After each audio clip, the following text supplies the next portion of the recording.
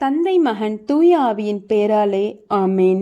ஒவ்வொரு நாளும் கண்ணின் மணி போல் பாதுகாத்து வழி நடத்துபவரே, உண்ண உணவும் உடுக்க உடையும் அன்பு செய்ய மனிதர்களையும் கொடுத்த எந்த சேதமும் இல்லாமல் பாதுகாத்து வழி நடத்துபவரே, எங்களை பராமரிப்பதற்காக உம்மைக்கு நன்றி கூறி ஆராதிக்கின்றோம்.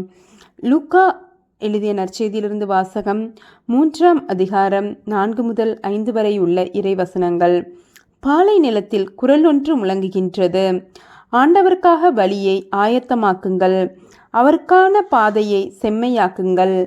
பள்ளத்தாக்குகள் எல்லாம் நிரப்பப்படும், மலைக்குன்றுகள் யாவும் தாழ்த்தப்படும், கோணலானவை நேராக்கப்படும், கரடு முரடமானவை சமதளமாக்கப்படும். வாழ்க்கையின் போராட்டங்கள் இடுக்கண்கள் எங்களை நெருங்கினாலும், பல நேரங்களை எங்களை கீழே விழக்காட்டினாலும், ஒவ்வொரு நேரமும் ஒவ்வொரு நொடி பொழுதும் எங்களை எழ வைக்கின்றதற்காக உமக்கு நன்றி கூறுகின்றோம்.